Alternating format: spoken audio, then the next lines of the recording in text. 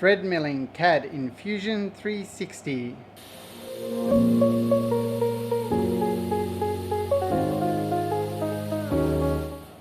In this video I thought I would go over thread milling on my CNC and one of the problems that I ran into on the CAD side of things. This is the fixture that I came up with for my Capara backspaces, the replacement backspaces.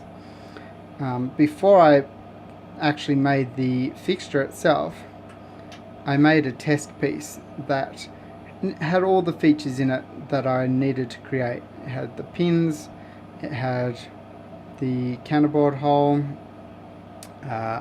facing off these parts underneath, and it also had the screw holes for holding down parts. And that's where things went wrong for me.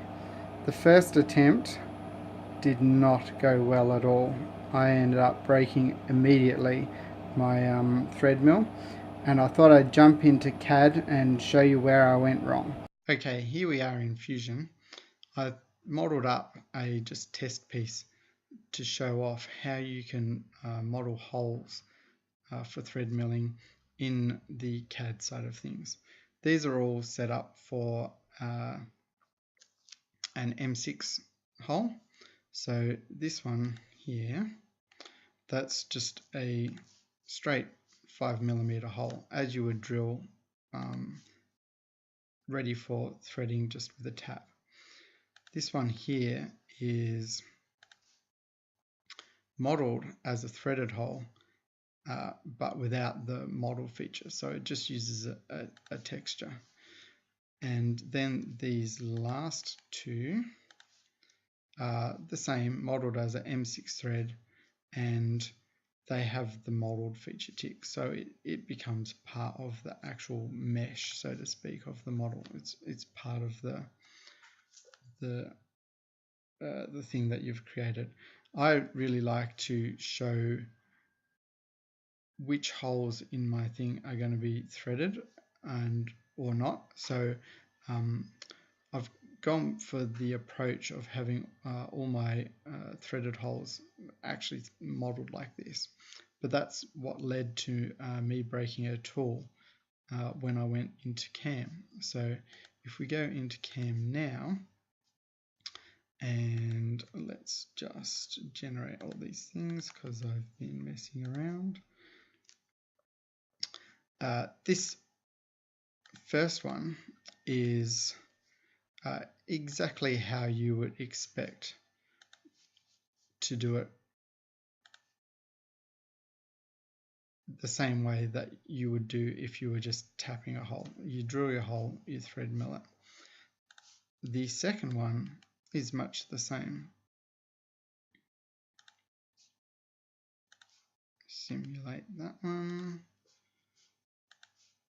You drill your hole, you thread mill it. When you're doing your thread milling, what you need to do is have your selection.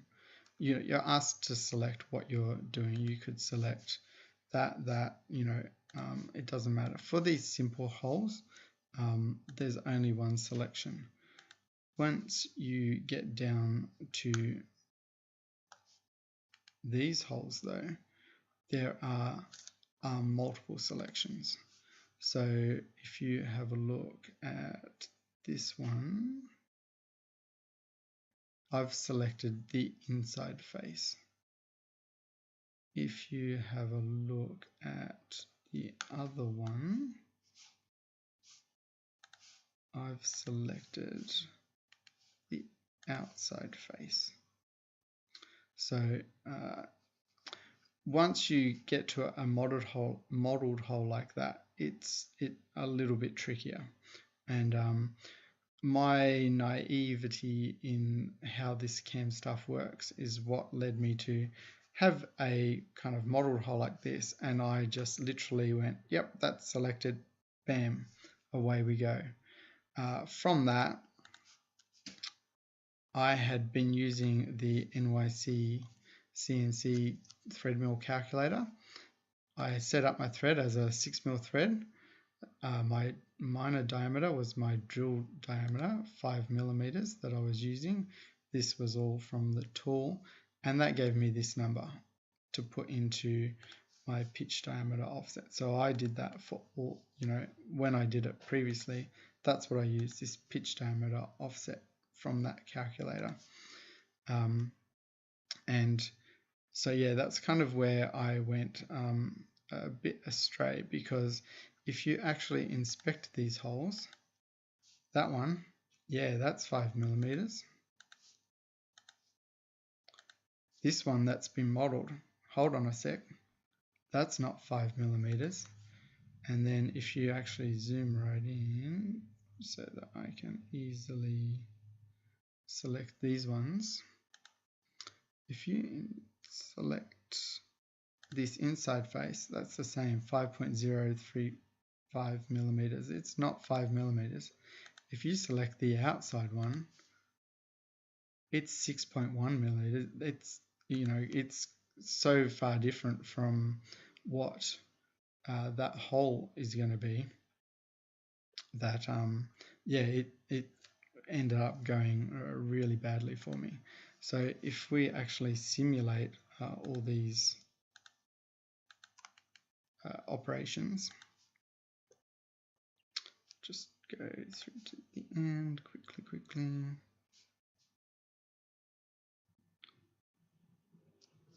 Faster.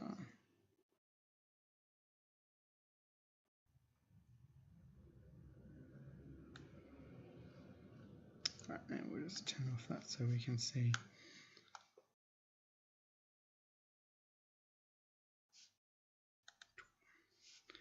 That's our first hole. Second hole. Our third one. And you can see this last one is really massive. And that's what caused me to actually have my tool breakage. It went in this 5 millimeter hole and then went to cut this really large hole, and it didn't stand a chance. And that's where I broke my tool. So from the cam side of things, this NYC CNC, which I'll link in the stuff, it's a brilliant guide. I highly recommend watching it. I highly recommend downloading this calculator. What you just need to be careful of is when you're in the cam side of things,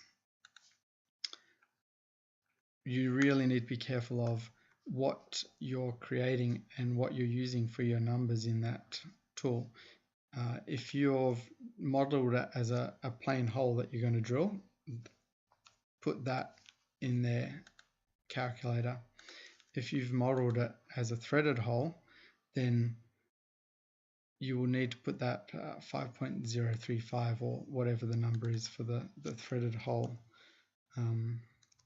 that you're using, 0.35, and you get a different pitch diameter offset. You need to put that number there into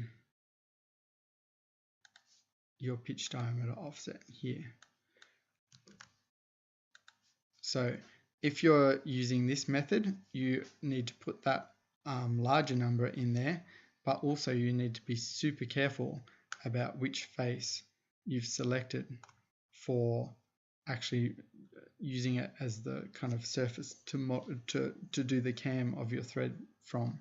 So in the future, just for safety's sake, I will be doing my threads as a kind of textured thread rather than as a modeled thread, just so that I never actually have the chance to cause myself to crash the machine and break a tool again. So that's my little kind of story on how I managed to break a tool whilst learning thread milling. So hopefully that kind of clears it up for some people as well.